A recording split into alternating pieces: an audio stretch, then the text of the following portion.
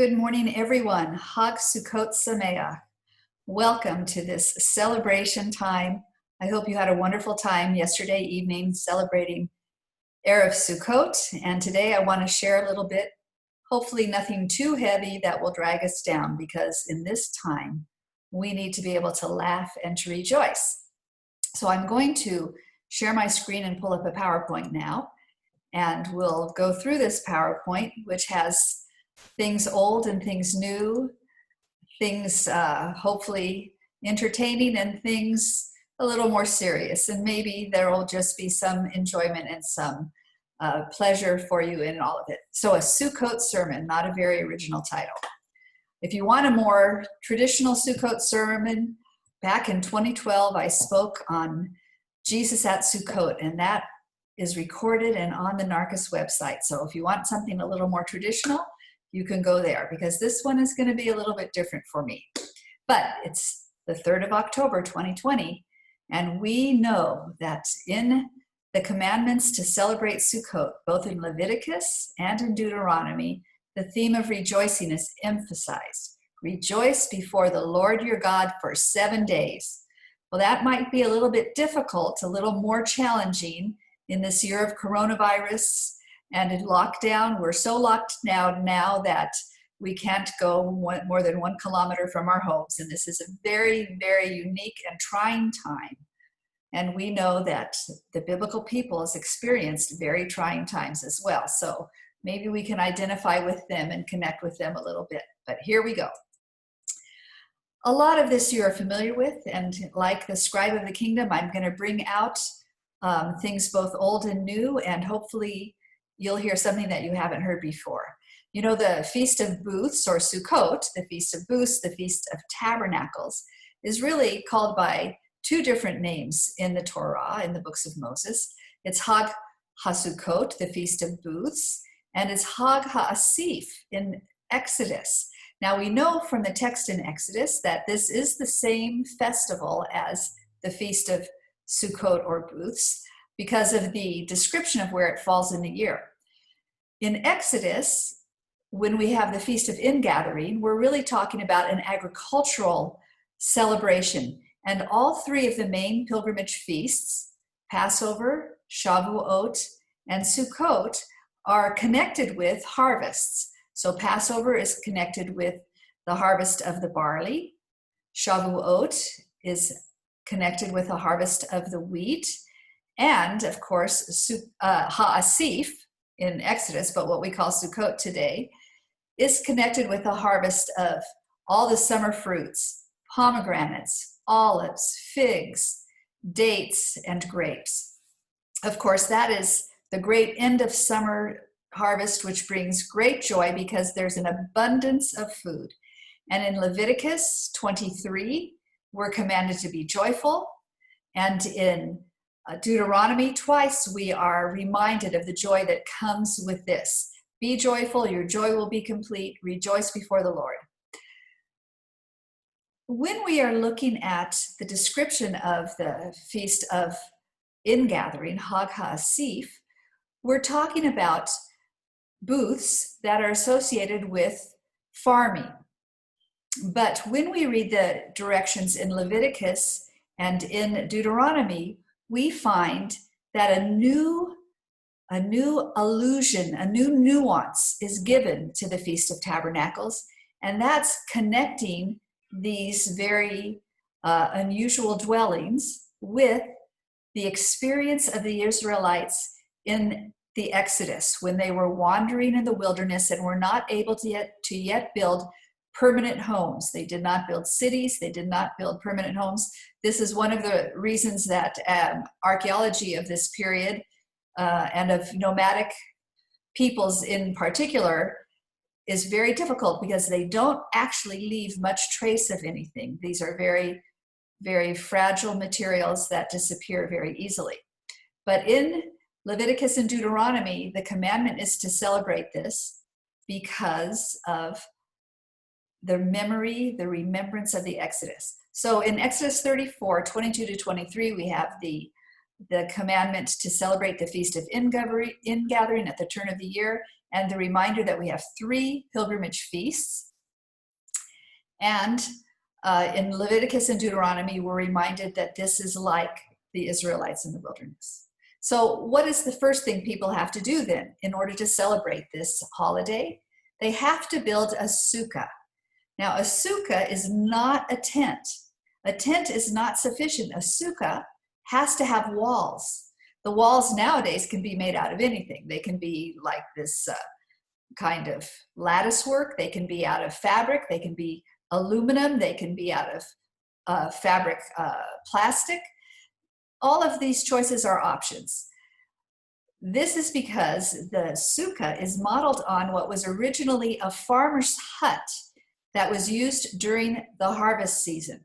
So when they would come to a great harvest, and when these different crops had to bring in quickly because they were ripening on the vine or ripening in the field, and you want to harvest them and put them away before fire can destroy grains, for example, or fruit can go bad, then the farmers would go and they would actually live by the fields, and they would sleep there overnight so that they could get up with the sun, and they could harvest all day, and then they would sleep in their huts. They could keep their tools with them as well. We see a couple of references in the text of the Hebrew Bible that describes these types of Sukkot, these types of booth. So Isaiah 1:8, the daughter of Zion is left like a sukkah in a vineyard, like a lodge in a cucumber field, like a besieged city. So this dwelling that a farmer would live in the vineyard as he was doing his harvesting, that's what the daughter of Zion is like. She's like one that is, after the season is over and the roof has collapsed and the sides are falling down, and you can tell that no one is living there anymore. Jerusalem has been abandoned. Or Lamentations 2:6, he has broken down his booth like that of a garden. The he of this verse is God. And of course, the reference is once again to Jerusalem that has been destroyed by the Babylonians. So God has broken down Jerusalem like a booth in a garden, something fragile, something temporary, something not of value and not inhabited. That's the kind of image in the background, to take tents away from our thinking and these temporary dwellings instead. Now, it's Leviticus who makes the connections with the Israelites' fragile temporary dwellings in the wilderness. And I'm just putting up all kinds of examples just for fun so that you have something fun and pretty to look at. In Leviticus 23, it says, live in temporary shelters for 7 days. All native Israelites are to live in such shelters, so your descendants will know that I had the Israelites live in temporary shelters when I brought them out of Egypt. I am the Lord your God. So as Israel forms itself as a nation and finds its roots in their experience of the Passover and the Exodus wanderings, even the Feast of Ingathering, which started off as an agricultural feast, takes on a theological significance and speaks back to this time when God provided for them. And I always find it so kind of ironic that in the mind of the prophetic writers of the Hebrew Bible, this period of living in these very fragile and temporary dwellings is seen as the honeymoon experience with God. And I just think, boy, some honeymoon. If we go to the wilderness today and we walk around for any length of time in any direction away from any modern road or gas station or anything, you are struck by the solitude, by the difficulty, by the lack of water, by the lack of facilities. Living in the wilderness is not an easy experience. And yet, there was something about God's relationship in helping to form those people through living in this non-permanent, non-sedentary life, dependent upon Him for never getting to build a proper house, but having these temporary buildings and always having to be ready to move. That dependence, that raw existence, is a honeymoon experience. And Moses in his commands, and the prophets, as they think back, they don't want to lose that sense of dependence upon God. Now, why do we call them Sukka? Where does that come from? The roof of a Sukka is made from sakak. Sakak, our Old English word for sakak would be thatch. Thatch is when you take cuttings of plants and trees and you weave a roof, or you make some type of a roof for a structure. So Sukka comes from sakak, plant material branches that are able to be made into a roof, and we get our proper word Sukka from that. And so here are some fun pictures, of course. The great palm branch purchases of for the roofs of the Sukkas in the Feast of Tabernacles regularly. I don't know this year whether the palms made it from Egypt. I don't know if people found them. I have to confess, I have not gone to Mea Shearim or to even Sanhedria to look for anything, because I'm being very obedient and staying home out of the public places. But here we see on the right-hand side a whole kind of gamut of different roofing materials, because it doesn't have to be palms. It can be any kind of material. It can be bamboo that's made into a mat. It can be woven. It just needs to be organic material, branches, leaves, and the like. In the middle here, at the bottom, we see a Sukka that was made in Japan, and it's just so darling. I mean, it's just so cute. You could see it in a manga. It's like somebody drew this just artistic, realized Sukka. So Sukkas from everywhere. The roof is made of thatch, and that's why after the end of the season it falls apart. If that were to stay up all through the winter, the roof alone would let it collapse. What do you do next? Once you've got your walls up and you've got your roof on, Jewish tradition is to decorate the interior. Hang up some art. Hang up some fruits or ornaments. The more, the better. When I first visited a Sukka here in one of the homes of our friends in French Hill, I noticed that they had pictures of different prophetic figures and characters from the Bible hanging up all along the walls. And of course, nowadays we see things that might be used in the United States for Christmas decorations, sparkly garland and the like, or stars and things like that, hanging up in Sukkas here in Israel, because decorations are decorations, and a lot of them are holiday neutral, and so you can use them in your Sukka. This is on the right hand side is a card cutting depicting, a three-dimensional card cutting depicting a family at Sukkot in probably the 19th century. So decorate your Sukka, make it beautiful. You might sleep in there. You're probably going to have guests. The prettier, the better, the more, the better. There's no need to skimp on decorations. Likewise, there is no need to skimp on food. This is a food festival feast. And all of these pictures that I put up here are actually pictures of suggested meals and foods that you can serve at Sukkot. So everything, there are cookbooks just for Sukkot. And unlike Passover, where you have the abstinence from wheat and grain products, in Sukkot you can eat everything and you're welcome, and it's all recommended because you are celebrating the harvest. Celebrating the harvest, the God's abundance, the way he has provided for his people. So we see a table set in the middle top. We see a table occupied in the bottom right-hand corner. Look at the beautiful decorations. That one in the middle top is going to host a lot of people. Another additional thing that you want to do, and that is, of course, of intense importance for the Orthodox to get just right, is to buy your 4 species.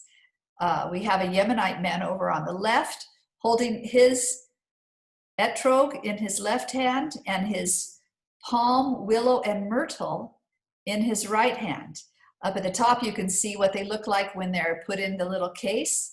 And in the bottom, we have a picture by an artist of 19th century Jews examining the etrog to make sure the right little stem is on each end and it hasn't fallen off, and looking for a palm that has stayed very tightly closed and a willow that has not yet started to deteriorate. Palm, willow, and myrtle are all species that could be used to help make the roofing of a sukkah. And of course, an etrog brings the most fragrant, wonderful citrus smell into any place that you take it. And these are used every day as they are shaken toward the four corners of the earth and the Sukkot prayers are said. So this is another very important part for Jewish practice nowadays at the Feast of Sukkot. Oh, so you've got your sukkah set up, you've got the roof on it, you've decorated it, you've got your four species, and now it's time to gather the family. Clearly the family are the people up in the upper left-hand corner, because only the family members would stick their tongues out at the camera, but I just thought that picture was so funny. But also, you should be inviting some guests. Look at how these people are spilling out of their sukkah. They can't even all fit in there. And down below, we have a whole slew of women with one guest male. This sukkah has guests. It's filled with people who are not necessarily relatives. And hospitality is a very important aspect and theme of Sukkot. So please gather the family and invite some guests. Except, oops, not this year. The government has told us no guests allowed. Oh, that is just not fun. I mean, that is just raining on our parade. Why do you put up a sukkah and decorate it if you cannot invite over friends? And in particular, one of the aspects of Jewish practice during Sukkot is to especially provide for people who don't have enough, to be able to feed people who are hungry and who don't maybe live in the same level of luxury that others do. But not this year. We have coronavirus, and if you, just today, no joke, well, just today, which is Thursday here, the government issued a new restriction that if you are found in a sukkah that is not your family's, you will be fined 500 shekels. How is that for a Sukkot downer? What can we do? Well, I've been thinking about this, and I've been reading about Sukkot, and here's my little suggestion. What about other worldly guests? What about using our imagination about who we might like to have as a guest at our sukkah? After all, at Passover, we leave a chair for Elijah the prophet to join us. Who might be an interesting biblical guest or guests at Sukkot? Well, I thought I was onto something new, but then of course there is nothing new under the sun. Jewish tradition has already incorporated this idea a long time ago. They came up with the idea of having the ushpizin. Now, ushpizin is Aramaic for guests.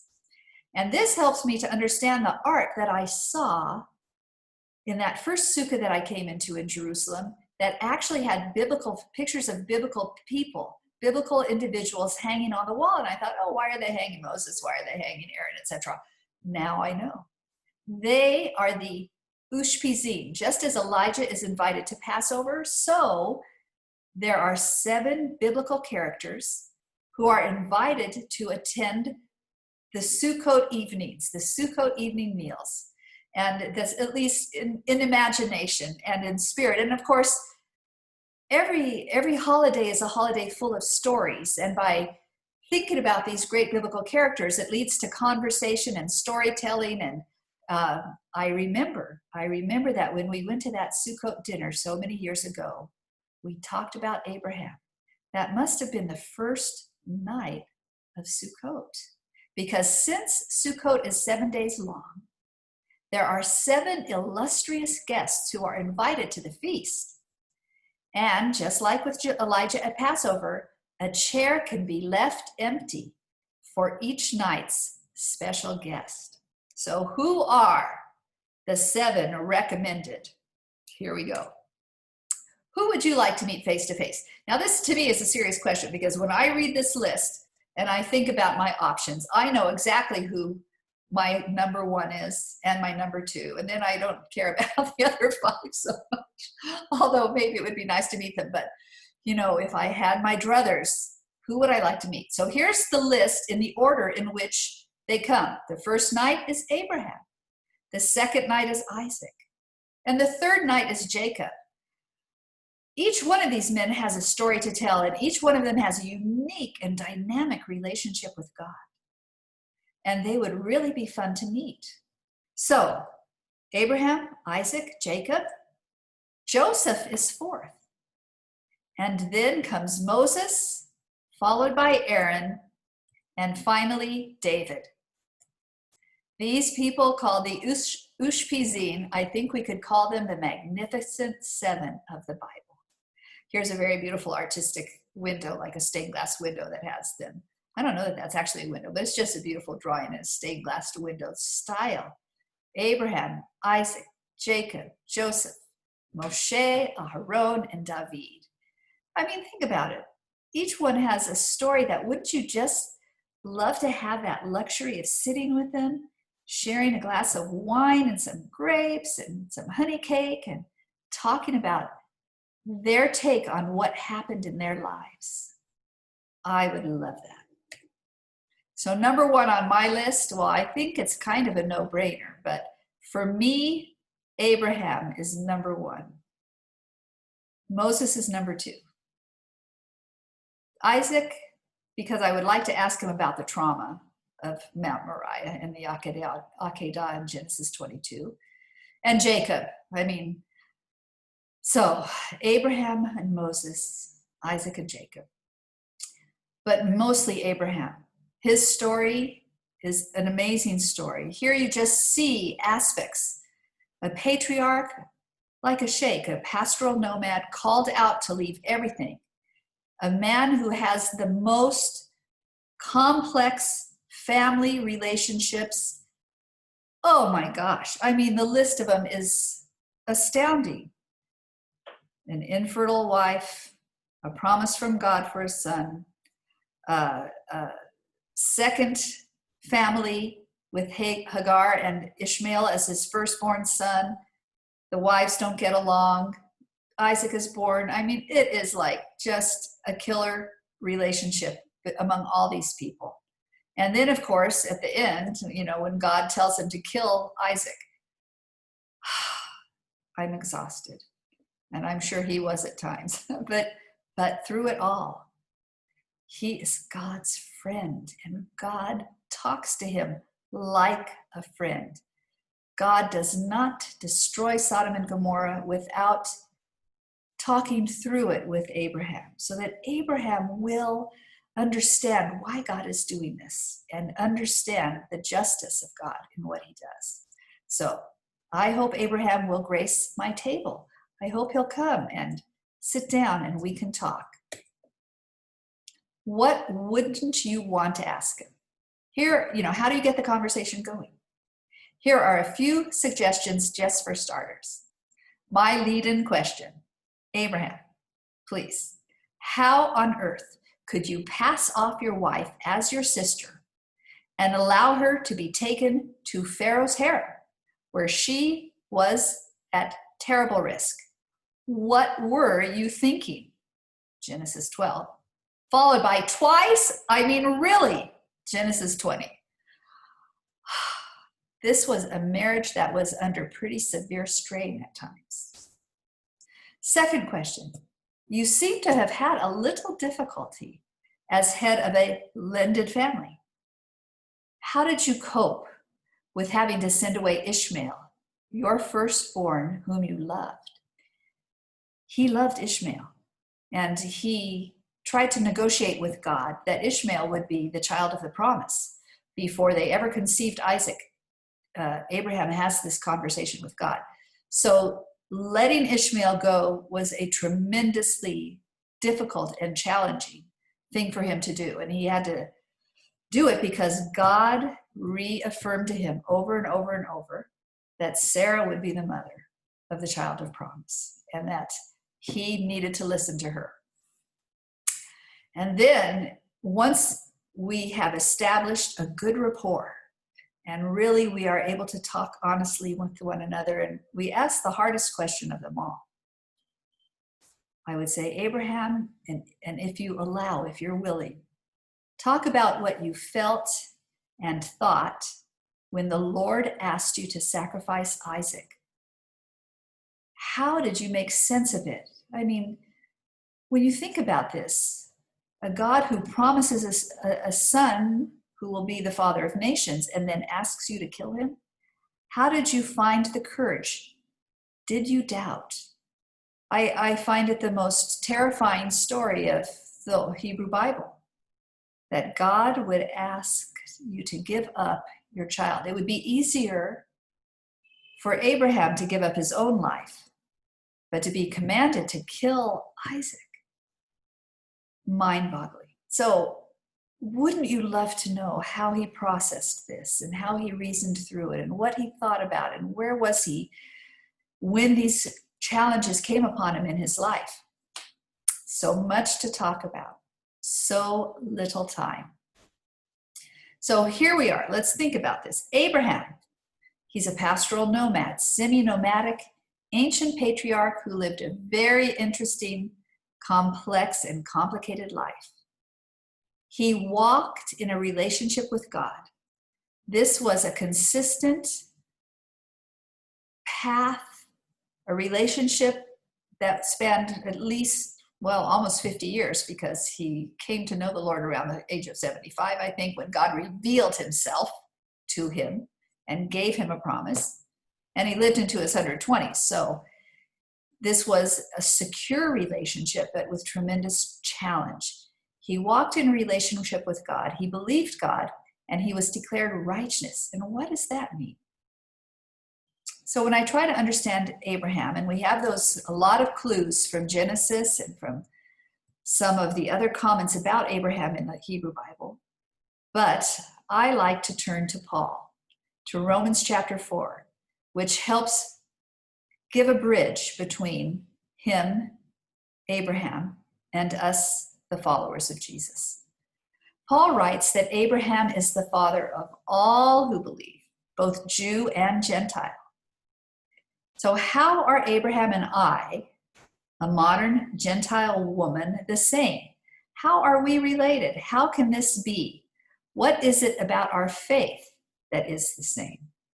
Because he's the father of all those who believe, so it has to be about us believing. So in Genesis 15:6, we read, Abraham believed the Lord, and he credited to him as righteousness. What does credit as righteousness mean? Paul offers an explanation in the epistle to the Romans. We have a human dilemma. We all deserve condemnation when judged on the basis of our works, Gentile or Jew. None of us, on our own merits, are righteous before God. Now, righteous means to be put into a right relationship. It means to be an ally, to be a friend, like Abraham is a friend of God. Not to be an enemy, not to be an antagonist, but to be together in a shaking of hands, in a committed relationship, and a relationship that can stand the test of time. But no one, Jew, Gentile, no one on the basis of our works is able to be worthy of that. God provided a solution. That's what the first part of the book of Romans talks about. He talks about how God has provided a way of being put right. To be declared righteous means to be put right with God. God has provided a way of being put right with him that is separate from the works of the law or any works that any human being does. The gospel reveals how God puts right people with himself, meaning the big good news of Jesus. The gospel reveals how God justifies people with himself. And in Romans 1:15-16, it says, It is through faith from beginning to end. As Habakkuk wrote, he who is put right through faith shall live. So the prophet Habakkuk anticipates this. Paul says this has been done through Jesus. God satisfies both the need for justice, which is that we should all be condemned. He satisfies that because Jesus, who was not worthy of being condemned, died on our behalf. And he also shows that he's merciful because he puts us right by giving his son to be the sacrifice for all of us. So it's all on faith. It's all based on faith. None of us can earn this. What is the essence of faith that makes a family? Oh, I have to move my little thing here, but I can't. Out of Abraham that extends beyond his natural descendants. How is it? What is the essence that makes the family of Abraham be more than just the Jews, more than just his physical descendants? So Paul clarifies right at the beginning of Romans 4, it's not about circumcision, that this family is bigger than simply the Jewish people. Abram was made right by God while he was still an uncircumcised Gentile. I mean, for better, what are we going to call him? He came from Mesopotamia. There was no Jewish people yet, because Jewish people, that term Jewish comes from the kingdom of Judah. There were no Israelites yet because Jacob hadn't been born and wasn't called Israel yet. Abram is the father of the Hebrew people, but he's not yet circumcised at the time that he believed and was put right with God. The covenant of circumcision followed later in Genesis 18. So the question of belief and being put right with God is based on something else, and something that applies both to Abraham and to ourselves, even Gentiles today. What is that thing? Not works. We've already eliminated that. It was on the basis of faith. Belief is not a work. Belief is a gift from God. Not circumcision, not the law. The law had not yet given. That wouldn't happen until the Exodus. So we are not yet no one can be justified on the basis of the works of the law, but faith. And each one of these sections in Romans covers that. So, what was the nature of his faith? I think that we will look at Romans 4 and look at the verses there to read just a passage of scripture, and then we'll come back to this screen. So let me start a new share here, and I'm going to pull up Romans, and we're going to share it. Okay, from Romans chapter 4, verse 16. Therefore, the promise comes by faith, so that it may be by grace and may be guaranteed to all Abraham's offspring, not only to those who are of the law, but also to those who have the faith of Abraham. He is the father of us all. As it is written, I have made you the father of many nations, not just one. He is our father in the sight of God, in whom he believed, the God who gives life to the dead and calls into being things that were not. This is the character qualities of God that Paul focuses on when he analyzes why Abraham's faith is like ours. Let's keep reading. Against all hope, Abraham in hope believed, and so became the father of many nations, just as it had been said to him, so shall your offspring be. Without weakening in his faith, he faced the fact that his body was as good as dead, since he was about 100 years old, and that Sarah's womb was also dead. She had never had a child. She was infertile. Yet he did not waver through unbelief regarding the promise of God, but was strengthened in his faith and gave glory to God, being fully persuaded that God had the power to do what he had promised. This is why it was credited to him as righteousness. This is why he was put right, because he had faith. He was persuaded that God could do what he promised. The words "it was credited to him" were not written for him alone, but also for us, to whom God will credit righteousness. He is putting us right even now. For us who believe in him who raised Jesus our Lord from the dead. He was delivered over to death for our sins and was raised to life for our justification.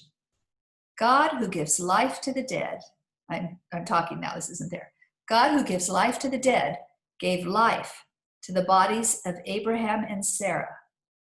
God who gives life to the dead gave life to the dead body of Jesus. And so, if God can give life to Abraham and Sarah and call into being Isaac, if God can give life to Jesus and raise him from the dead, God can also give life to us. Now let's go back to our PowerPoint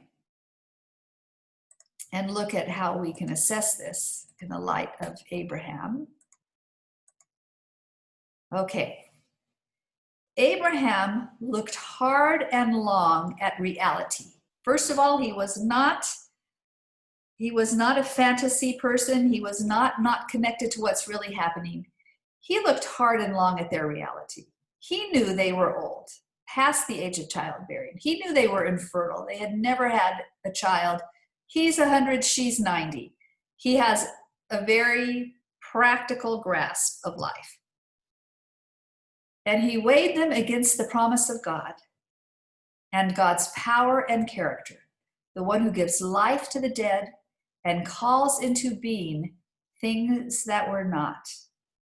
I'm sure he reviewed all the promises that he had had from God, multiple promises, chapter 12, chapter 15, chapter 17, promise after promise.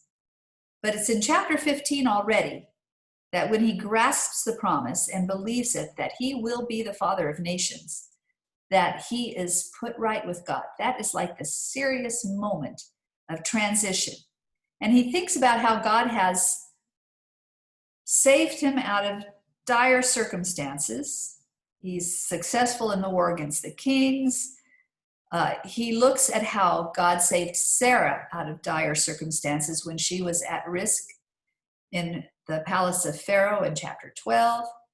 He considers how God communicates with him as an individual, shares his plans, and he says, I believe that God has the power to do this. He sits there with these scales balancing it, and you would think that the weight of their age and their infertility would tip the scale downward, and that would overshadow a spoken promise, a word. And yet, when he weighs these scales, he finds that the heavy weight, the solidity, is in a promise, in a word. Here's how we're the same. Our relationship with God, a relationship built over time, but with a beginning, is also based on a promise, on a word, and on the word. There's no accident that Jesus is the word, that he's the Logos. This whole concept of God putting in our human hearts the longing and the drawing to know him, to find our purpose in him, to respond to a promise, is ultimately realized in its most real and powerful eternal way in the life, and death, and resurrection of Jesus. Our relationship is based on a promise. This is not something that we can touch, taste, see, or feel. We do not have any tangible, concrete thing that we can say proves this. We can look hard at ourselves, just as Abraham received a word from God, a promise. Did he hear it? God appeared to him once in a while and talked with him. But again, it's the communication, the word through which God creates, the word that builds. Like Abraham, we can look hard at ourselves and we can recognize the utter impossibility of attaining or being good, holy, kind, generous, righteous. We just fail. We just fall short. Even the most wonderful people that we know and the holiest people we think that they're holy struggle with the weakness of sin and the challenge of holiness within their lives. That's how life is for all human beings. The promise that we have received is based not on us, but on the faithfulness of the God who gives life to the dead. Hello, that is us. And calls into being that which does not exist. Our identity in him, our eternal life. We have a promise, just like Abraham does. It's not something that we can touch or feel. It's a word that's spoken that we heard from someone. And it's based on the exact same character qualities, the exact same transaction in spiritual realm that Abraham existed and experienced with God. That God gives life to the dead and calls into being that which does not exist. We are called into being. Like Abraham, all we have to hang on to is a promise, a word, the word. We believe Jesus rose from the dead, not because we were there to witness it. I mean, I wasn't there 2,000 years ago. But somehow, miraculously, the telling of it made the resurrection real to us. How will they believe unless they have heard? The telling of it. It is the good news. It made it real to us. We believe that we are declared right, that is, put right with God. It's not that we feel righteous, it's that we're put right with God. We're in a relationship now with him. He loves us. He's our Father. He loves us even when we don't love ourselves, even when we can only see how fallen we are. He loves us. He sees us as holy, beloved, righteous, just as he says, as Paul writes in Colossians chapter 3, you are the holy, beloved, chosen, righteous children of God. We believe that in the end, we will be transformed, renewed, made whole and holy, because like Abraham, we have received, each of us individually, a promise from God because of what he did through Jesus. And God is the ultimate promise keeper. Remember, Abraham looked at the absolute impossibility of the situation, and he still felt that the promise was stronger. We sometimes lose hope to the point of despair, but the promise is stronger. It seems foolish, but we have to hang on to that promise because it's real, and God does not change, and God is not a man that he should lie. God will keep his word. Abraham's belief that God would give him and Sarah a son is exactly the same as our belief that God will do what he promises for us. Bring life out of death. Call into being what did not exist before. That is why he is the Father of all who believe, including us. Hag Sukkot Sameach. And I apologize that it auto-corrected to chat. Terrible. But we're supposed to laugh and rejoice at Sukkot. So chat Sukkot Sameach, or as the Hebrew says, Hag Sukkot Sameach. God bless you, everyone. And I'm going to escape, stop our share, and say, God bless you, each and every one. Bye-bye.